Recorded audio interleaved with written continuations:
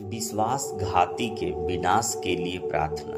हे परमेश्वर, मेरी प्रार्थना पर कान लगा और मेरी गिड़गिड़ाहट से मुंह न मोड़। मेरी ओर ध्यान देकर मुझे उत्तर दे।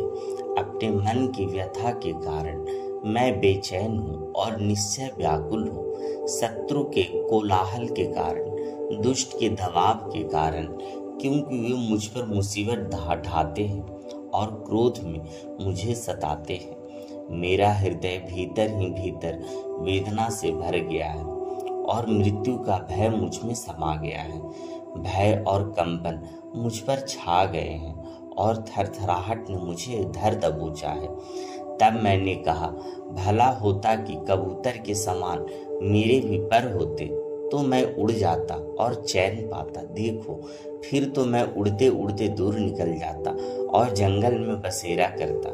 मैं आंधी के झोंकों और तूफान से बचकर अपने शरण स्थान में भाग जाता। हे प्रभु, उनका सर्वनाश कर दे और उनकी भाषा में गड़बड़ी डाल, क्योंकि मैंने नगर में हिंसा और झगड़ा देखा।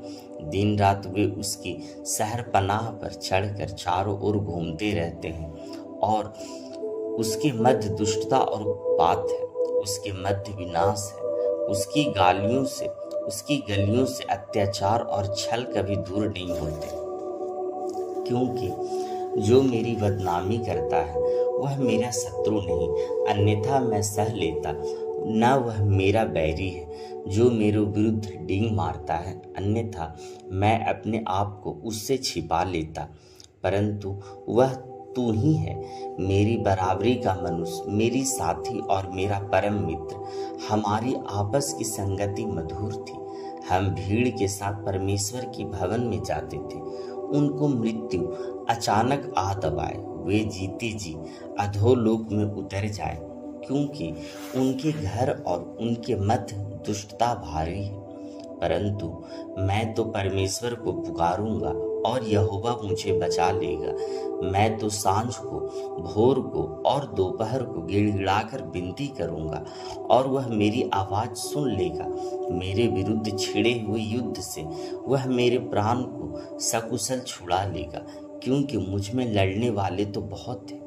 परमेश्वर जो प्राचीन काल से सिंहासन पर विराजमान है, सुनेगा और उनको उत्तर देगा, अर्थात उनमें जिनमें कोई परिवर्तन नहीं होता, न वे परमेश्वर का भय मानते हैं और जिनका उनके साथ मेल मिलाप था, उन्हीं के विरुद्ध उसने हाथ खपठाया है।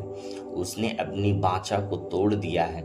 उसके मुंह की बातों को मक्खन से भी चिकनी थी, परंतु उसके हृदय में युद्ध भरा था।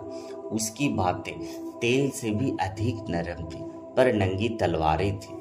अपना बोझ यहोवा पर डाल दे और वही तुझे संभालेगा। वह धर्मी को अब कभी टलने न देगा। परंतु हे परमेश्वर, तू उन्हें विनाश के गड्ढे में उतार डालेगा। हत्यारे और छल्लू मनुष्य अपनी आधी आयु तक भी जीवित न रहेंगे, परंतु मैं तो तुझ पर भरोसा रखे रहूंगा मेरे प्रभु। आमीन।